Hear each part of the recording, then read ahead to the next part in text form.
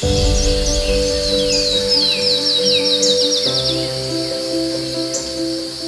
天我们来到了湖北溧川市的榆木寨，这是一个保存非常完好的土家山寨，坐落在四面绝壁的大山顶上。这里至今还居住着20多户人家，林部平坦开阔，水源充足，给人一种与世隔绝的感觉。进出寨子的正门只有一条2米宽的石板路，寨门处仅能1人通过，两侧便是绝壁如轩。这里地势险要，易守难攻，可谓是一夫当关，万夫莫开。相传当年土司交战的时候，榆木寨的险要地势令对方久攻不下。数月后，守寨的马土司扔下火鱼，挂在前来攻寨的谭土司帐前树上。谭土司感叹道：“要想攻克此寨，犹如缘木求鱼。”从此，榆木寨就有了这个名字。下面随着我们的镜头一起去看一下。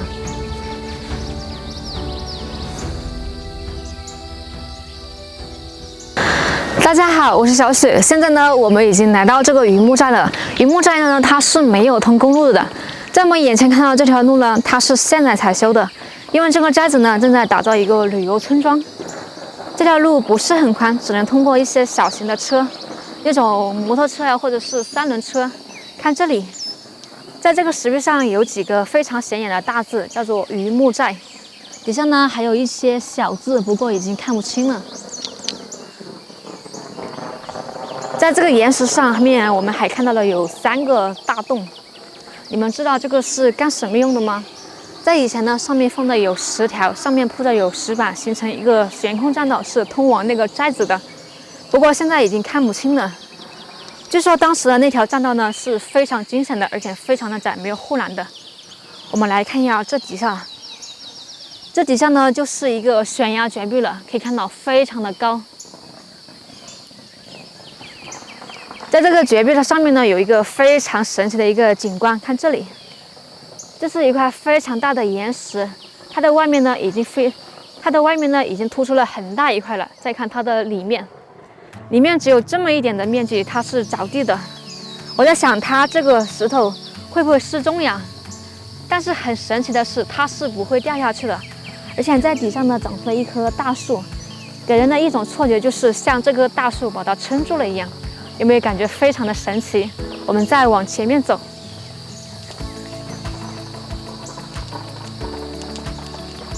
这里呢就是它的一个寨楼。这个寨楼呢非常的高，气势也非常的宏伟。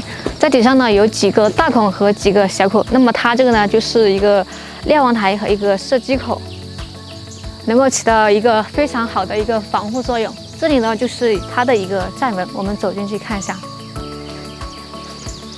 可以看到它的这个寨楼都是用这种巨石搭建起来的。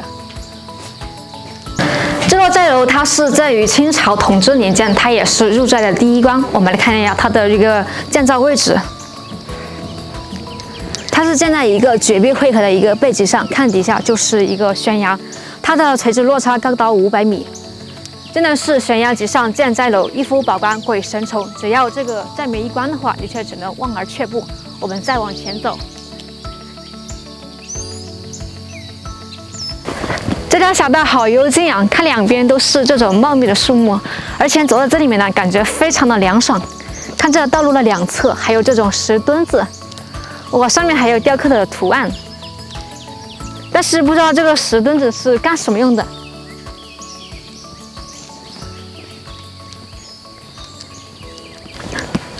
看这个石墩子非常的特别，不仅有这个花纹，里面还是凿空的，不知道它这个也是干什么用的哟。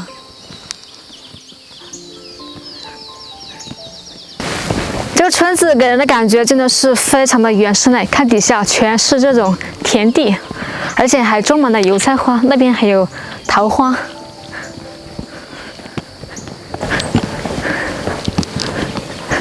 为什么说这个村寨它能够自给自足呢？因为它上面的水源非常的丰富。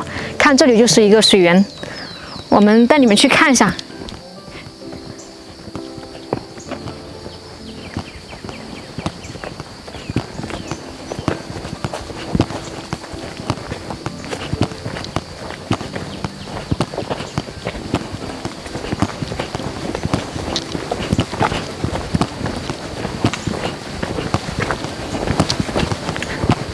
这外面还有几个桶，都是堆满了水的。这水井非常的深，不过它这个出水量不是很大。现在呢，我们就进入这个村子了。这个村子现在没有居住多少人，但是在以前的话，它这里曾经居住了500-600人。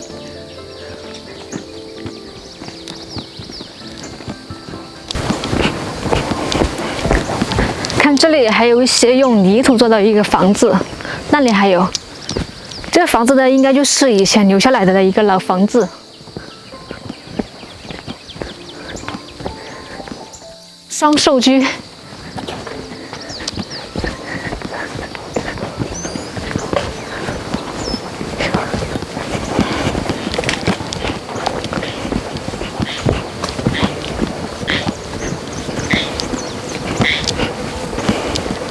看那座房子，那座房子和这座房子，它的结构都是一样，都是以泥巴为主的，还有一些木头。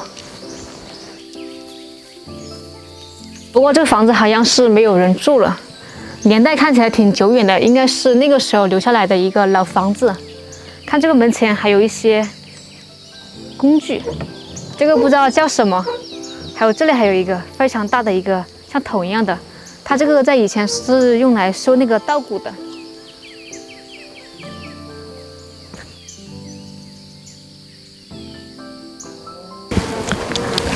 这里呢就是双寿居了，双寿居呢也被称为碑屋，它是这里最有特色的一个坟墓。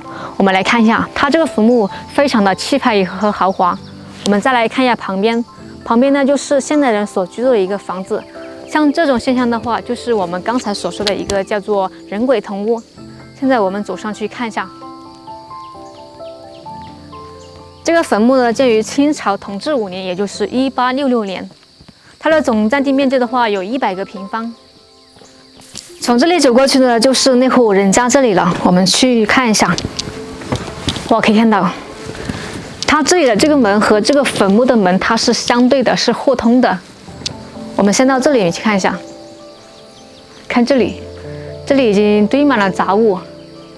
它这里明明没有人居住了，但是它门前还挂了这么多玉米，而且它这个玉米底下已经被这个老鼠给偷吃了。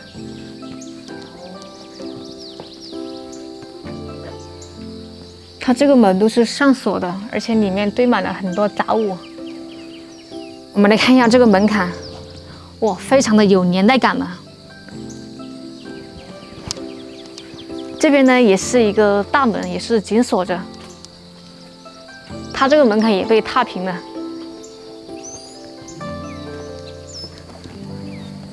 这里呢还有一个泥土做的一个房子。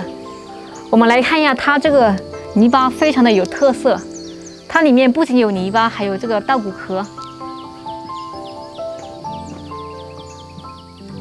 在这个门前呢，有很大的一个院子。它这个房子有点像那种四合院的感觉。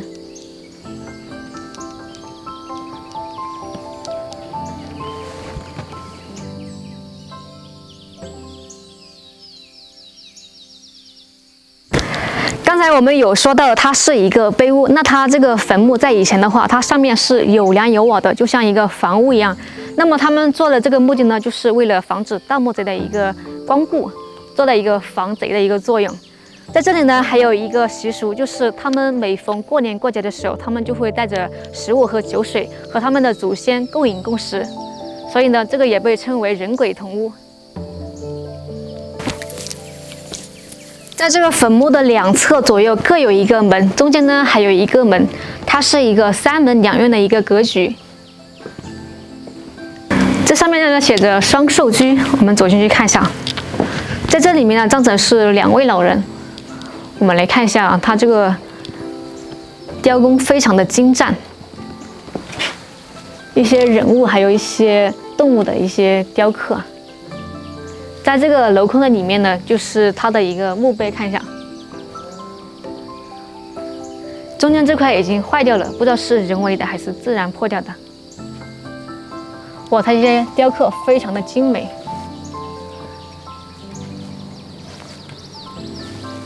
这里真的是充满了浓重的生活气息，看这些菜都种在这个马路边边上了，还有大蒜，还有青菜，各式各样的菜。这里呢有一个老房子，年代看起来非常的久远。我们来看一下，它这个呢是石头和砖瓦的一个结构。看这里它的一个窗户，上面还有一些雕花，这个工艺非常的精美了。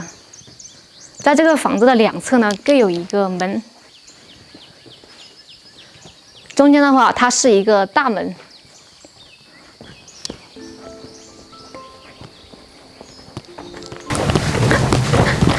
这下面好像是一口井，我们走下去看一下。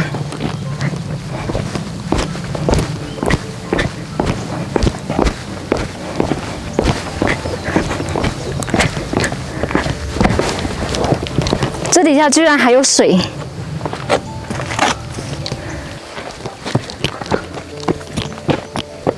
这个村子里面呢，基本上都是这种砖房子的。给你们看一下，这里特别有标志性的一个建筑物。这个呢叫做六级堂，它是建于明末清初，它分为上老房子和下老房子。我们来看一下，它这个门特别有意思，它是斜着的。它这个门呢，它以前是正着的，后来呢，它是经过一次改动才呈现在我们眼前这样子的。它以前呢，听说他们在这里做事都是非常不顺的。后来呢，请了一位风水先生给他们看了一下风水。决定在这个门上稍微动一点手脚，就是改变了这个门的朝向。那后来呢，他们做事也确实顺了。不知道这个是不是真的哈？我也是听当地人说的。不过这个门看着确实是非常的奇怪。这个房子里面呢，我们现在是进不去的，因为它现在是被保护着。它里面呢就是一个四合院的一个格局。这个村庄给我的感觉就是非常的原始，非常的古朴，像一个世外桃源。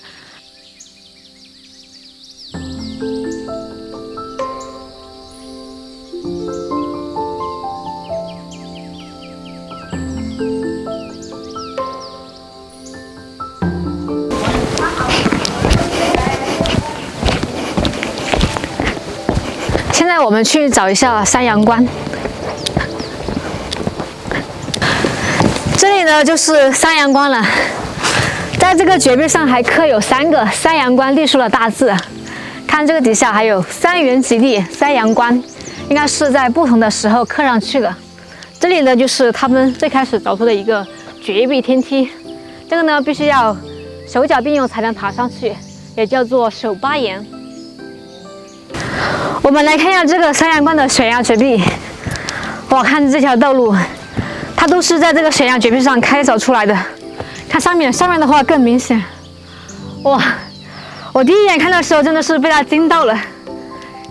这样给我的感觉是，我是不敢往上走的。我们来看一下它是怎么开凿出来的。它其实这里的就是一个悬崖绝壁，看他们怎么想出办法把这个悬崖绝壁上开凿出这么一条道路呢？我们来看一下这个石条的另一方呢，它是嵌入这个山体的，然后在这个石条的上面，然后再错位的搭满这个石条，然后再一步一阶梯的搭上去，就形成了现在这条的悬空栈道。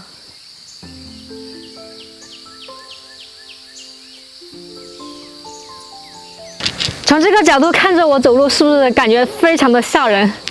其实我自己走在上面也是非常的吓人的。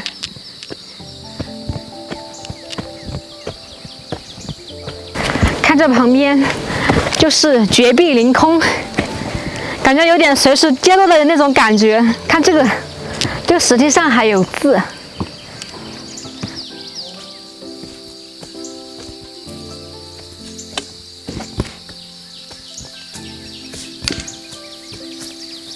从这里呢就可以看到那个寨门了。这条石阶真的是给人的感觉是非常的原始，非常的古朴。主要上面呢，就好像历史好像是重现了一样。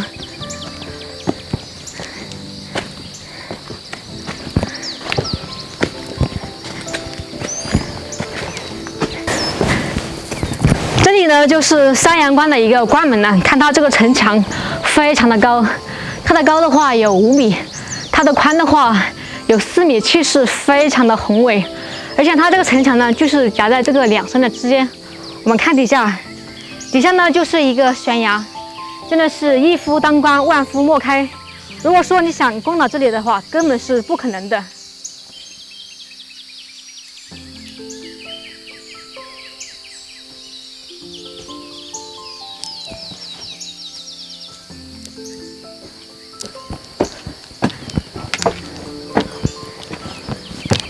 今天呢，我们是从早上来的，然后一直逛到现在，现在天都已经黑了，总算是把它逛完了。这个村庄的地形真的是非常的奇妙，不仅易守难攻，同时呢还给人一种与世隔绝的感觉。好了，今天就分享到这里吧，我们下次再见，拜拜。